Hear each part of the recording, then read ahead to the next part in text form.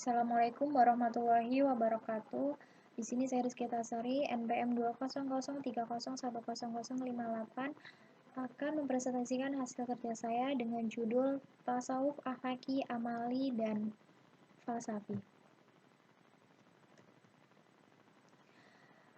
Tasawuf terbagi menjadi tiga, yaitu pertama akhlaki, kedua amali, dan yang ketiga falsafi. Di sini yang pertama akhlaki mempunyai pengertian yaitu tasawuf yang berfokus pada perbaikan akhlak dan budi pekerti, berupaya mewujudkan perilaku yang baik atau mahmudah, serta menghindarkan dari sifat-sifat tercela atau masmumah. Sistem pembinaan akhlak dalam tasawuf akhlaki yaitu tahapan sistemnya antara lain pertama, takhali adalah langkah pertama yang harus dilakukan seseorang, yaitu usaha mengosongkan diri dari perilaku atau akhlak tercela. Kedua, tahalli adalah upaya mengisi atau menentukan diri dengan jalan membiasakan diri dengan sikap, perilaku, dan terpuji. Kemudian, tahapan tahalli ini dilakukan setelah jiwa dikosongkan dari akhlak-akhlak jelek. Kemudian yang ketiga, tajalli untuk pemantapan dan pendalaman materi yang dilalui pada fase tahalli. Rangkaian pendidikan akhlak yang disempurnakan pada fase tajalli. Tahap ini termasuk penyempurnaan kesucian jiwa.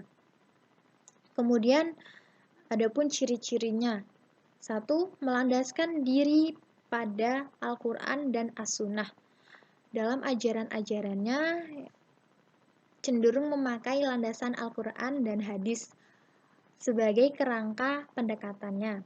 Kedua, kesinambungan antara hakikat dengan syariat, yaitu keterkaitan antara tasawuf dengan fikih. Ketiga, lebih bersifat mengajarkan dualisme dalam hubungan antar Tuhan dan manusia. Keempat, lebih fokus pada soal pembinaan, pendidikan akhlak dan pengobatan jiwa dengan cara latihan mental atau tahalli dan tajalli. Kemudian yang terakhir kelima, tidak menggunakan terminologi filsafat karena terminologi yang dikembangkan lebih transparan. Kemudian tokoh-tokohnya yaitu 1. Hasan al-Basri, 2. al-Muhasibi, 3. al-Ghazali, dan keempat al-Qushairi. Untuk yang kedua, tasawuf amali. Yang dimaksud dengan tasawuf amali yaitu tasawuf yang membahas tentang bagaimana cara mendekatkan diri kepada Allah Subhanahu wa taala.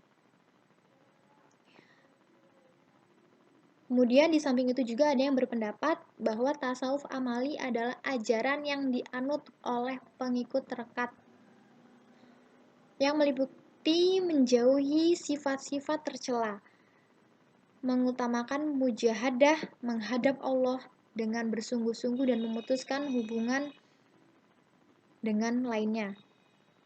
Apabila dilihat dari sudut amalan dan ilmu yang dipelajari, terdapat 4 aspek yang harus dipelajari, yaitu diantaranya 1. Syariat, kedua tarikat, ketiga hakikat, dan keempat ma'rifah. Kemudian tokoh-tokoh yaitu pertama Hasan al-Basri, kedua Rabi'ah al-Adawiyah, ketiga Zunnun al-Misri. Ketiga yang terakhir dari tasawuf yaitu tasawuf falsafi. Yang dimaksud tasawuf falsafi yaitu adalah tasawuf yang ajaran-ajarannya memadukan antara visi mistis dan visi rasional pengasasnya. Kemudian Menurut At-Taftazani, ciri umum tasawuf falsafi adalah ajaran yang samar-samar akibat banyaknya istilah khusus yang hanya dapat dijangkau oleh mereka yang memahami ajaran tasawuf jenis ini.